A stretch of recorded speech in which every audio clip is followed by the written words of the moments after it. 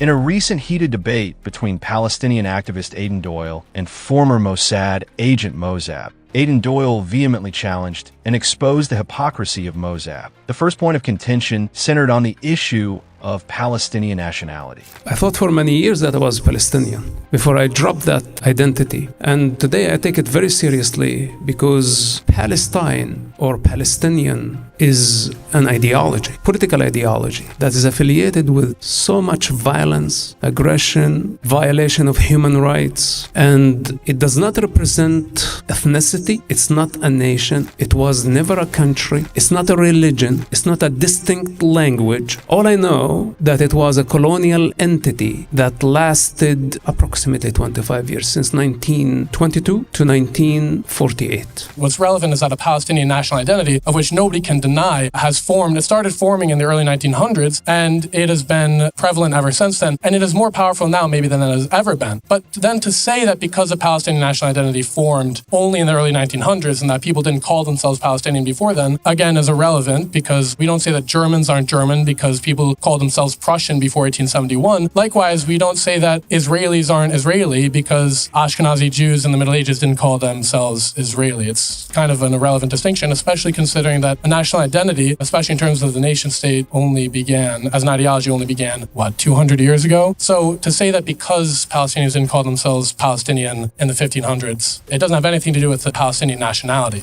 The discussion then quickly shifted to the issue of the killing of innocent civilians and ethnic cleansing of Palestinians by Israel. Who said that only Israel is killing civilians in Gaza? In the confrontation, in the shootouts, in the booby traps, Hamas is responsible, number one, for the atrocities of Gaza. And I think this is the problem with the anti-Israel, pro-Palestine movement, that they are in denial. They don't want to condemn Hamas for actually operating from populated areas and putting the civilians in the ways of harm. What are we expecting from any army trying to remove a bunch of savages from power? And there is no other way but to send foot soldiers. There is no other way but to confront, while the savages hide behind their own children. In the morning, they kill Jewish children for revenge, and in the evening, they kill their own children for propaganda. And this is how they brought the world to its knees, by harming civilians. This is the weapon in Hamas' hands. In a scenario where Hamas militants are putting children on the rooftops of military command centers, well, then those specific deaths are the responsibility of Hamas. But the deaths of the people in Tel al-Satan, right, the 40 innocent civilians who were killed by an IDF strike with no Hamas military center anywhere near, that is the responsibility of Israel. In Karim al-Sharif, back in the early couple months of the war, where 106 civilians were killed, again with no military center anywhere near, those deaths are the responsibility of Israel. And in any hospital that Israel bombs, in any safe zone, in any evacuation route, all of which Israel has bombed not only a few times, but repeatedly throughout the conflict, that is not only unjustifiable, not only illegal under international law because of a lack of proportionality, oftentimes the negligence of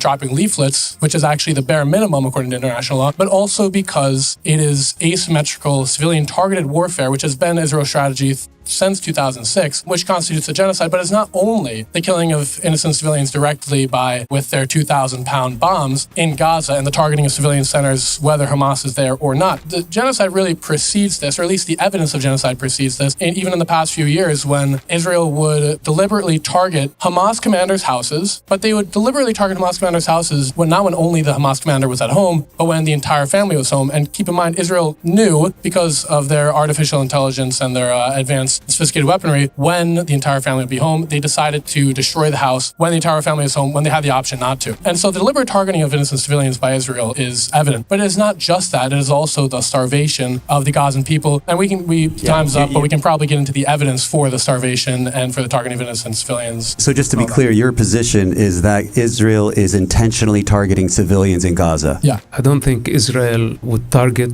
civilians intentionally. That's not possible. First of all, it would be totally idiotic. Why Israel would want to target civilians to create so much enemies around the globe? I was part of the Israeli operation for about 10 years, and many times there were civilians involved, and we canceled the operation. But the gravity of the situation in Gaza is completely different. When we have Hamas high-profile, dangerous terrorists who would hide in the tunnel for a long period of time, then Israel would have a shot And now this Hamas top leaders go hiding behind civilians. Does that make them immune? This is a war. And in war, there are red lines that nobody should ever cross. But is there a war without collateral damage, without civilians dying in it, especially when the terrorists deliberately hiding among civilians, using hospitals, schools as operation rooms? I've been in those hospitals and in the schools right beneath in the tunnels. If I wasn't there myself, I wouldn't even speak about it. It's mind-blowing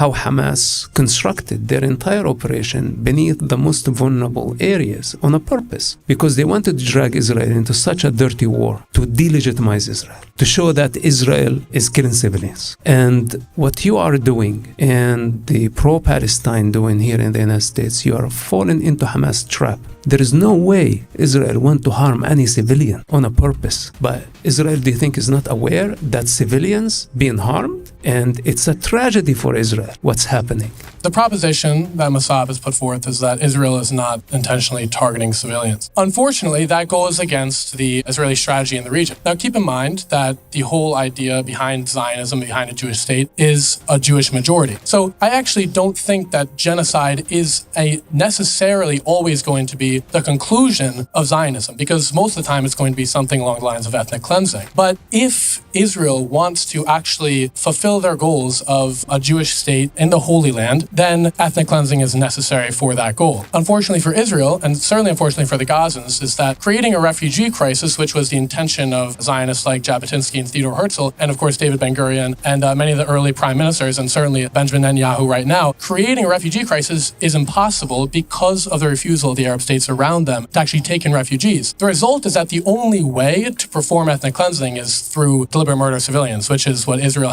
is doing right now. And the evidence for that I've already outlined, that they target buildings where there are no Hamas military centers, but also they target buildings, whether there are Hamas militants in there or not, that the targeting of which is illegal under international law. It is the targeting of a population center, regardless of whether it's a military target, without regard to proportionality. We could probably get into proportionality at some point later in the discussion, but again, there is no excuse for the deliberate starvation of the population, which is one of the things that constitutes genocide, which nobody can defend and nobody can say it's because they don't want Hamas to survive or to thrive, because bread and water and cookies don't do anything for Hamas. They only allow the Palestinian population to not starve to death. Do you think Israel needed October 7 to happen so they can start the process of ethnic cleansing through bombing the shit out of people in Gaza? If there was an ethnic cleansing, it would have taken place over 70 years, and today you wouldn't find any Arab in the region. The ethnic cleansing actually took place in the Arab countries. Show me how many Jewish people are in the West Bank or in Gaza. Show me how many Arabs are in any Jewish in the Arab countries.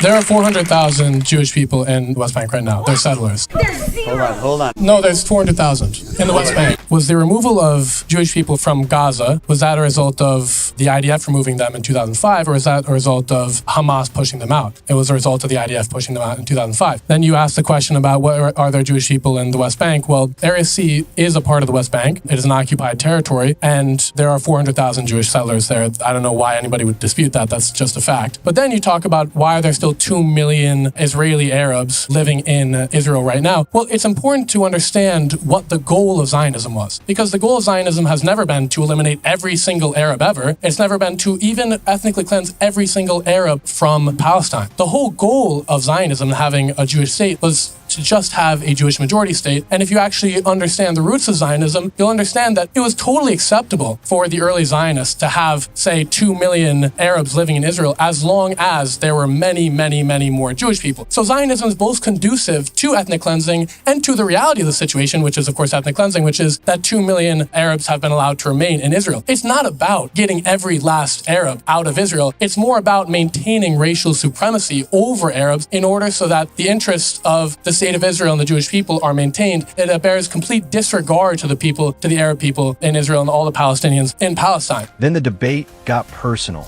Have you ever been to Israel? No. But I'll say, what is happening to Israel and Palestine doesn't care whether I've been there or not. It's the reality, whether you like it or not.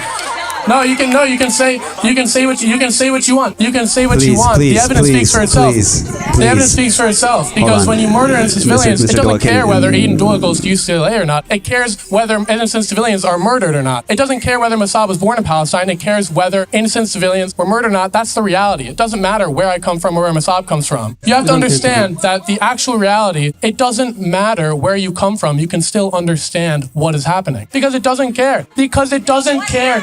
It doesn't care who.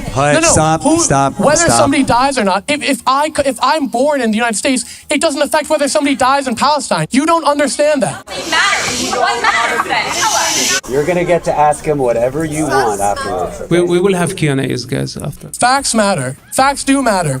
Facts matter. Facts don't change if I was born in Palestine or born in the United States. They don't change. They don't change. Okay, and what's the source of your information? Is Benny Morris okay? Is that a good source? Give me a legitimate book, and I would like to know an author that has the legitimacy, that they have studied, and they have the authority to speak on the topic. Name 3 books as source of your information. Yeah, sure. The Nation Forum by Rashida Khalidi. And who is that? I never heard of this woman. He was actually one of the peace process in the 90s. Okay. But you don't know about him. That's fine. I still respect your opinion. It doesn't mean that you're wrong just because you don't know a single author, okay? That's fine. I can go on. Benny Morris, The Righteous Victims, 1948. Both of those books. Does that satisfy you, or do you want me to keep on going? Keep going. Or do the facts change depending on how many books I've read? I could also talk about, I think it's called Creating a Nation by Aiden Balabar. Or I could talk about Shalom Mossad, a Tel Aviv author who wrote The Invention of the Jewish People, an Israeli Tel Aviv author.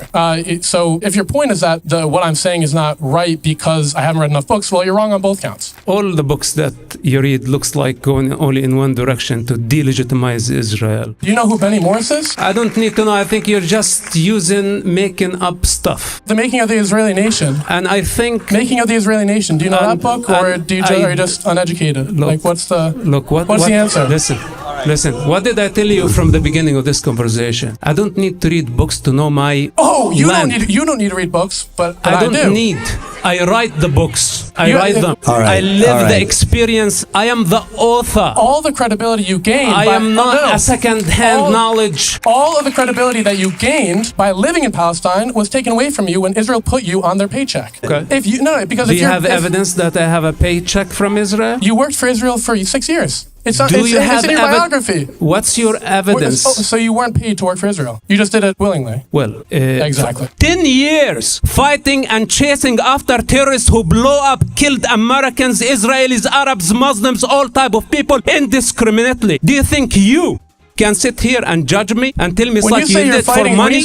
When you say you're fighting for Israel, would you say that you're advocating for them? I told you I only represent myself. So you're not fighting for Israel. And you don't have the authority to sit there and judge, tell me I took money or I did not take money. This is not your business. No, you did take money. That's a fact, and that's fine. This is not your business. You took money from Israel, and that's okay. You're a propagandist for Israel. That's just a fact, and it's the reality of the situation. But again, I don't know how many times. I don't know how many times I have to say. I can speak from my own authority. I can speak from the authority of historians. I can speak from the authority of the thousands of Palestinians who live in Palestine who are actually living there right now. Because at the end of the day, the reality of the situation doesn't care about Aiden Doyle or Mossad Youssef. Whether there's a genocide going on, which there is, it doesn't matter whether I was born in the United States or not. It is simply the reality. And you can check all my sources. You can go read. Define a genocide. You speak of what is genocide? Oh, sure. The killing of a whole or a part of a population with intent. Well, are you happy? Do you not think I'd... This is not what a genocide is. That is the definition of a genocide. Mr. Doyle, let me ask you something. I'm sorry that you don't know what the definition of a genocide is, but that is the reality. Let me ask you something. With intent based on what?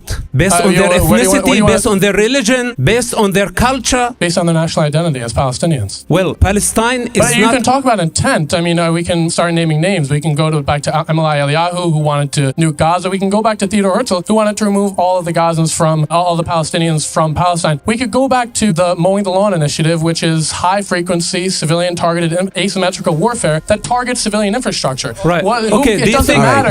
It doesn't matter where you go. Do you think... It doesn't matter where you go. There is intent. Okay, one moment. Do you think you are smarter than the judge of the ICC who just said that what happens in Gaza is not a genocide? Do you mean the ICJ? The ICJ, yeah. Do you think you are smarter than the judge? Absolutely not. Do you think you're smarter than the judge? I am not smarter than the judge. And the judge said what's happening in Gaza is not a genocide. No. Well, actually, that's not true. What they said, well, for one, the determination as to whether a genocide is going on actually hasn't been deliberated, so you're just spreading misinformation. What they said was that the rights What they said was that the rights of the Palestinian people, especially the rights of the people of Gaza, are at risk of, their rights to not be genocided are at risk of being infringed. And they said that in order for Israel to comply with international law in all three resolutions that they have released, they had to do a number of things. They had to stop targeting civilian population centers. They had to stop starving the population, which includes arresting the people who were stopping the aid from getting into Gaza, which they haven't done. And they also had to not invade Rafah. None of those three things they have done. And so when Mosab says that the ICJ has said that Israel is not committing genocide, they made no such determination. The actual determination will come out in probably 2 or 3 years.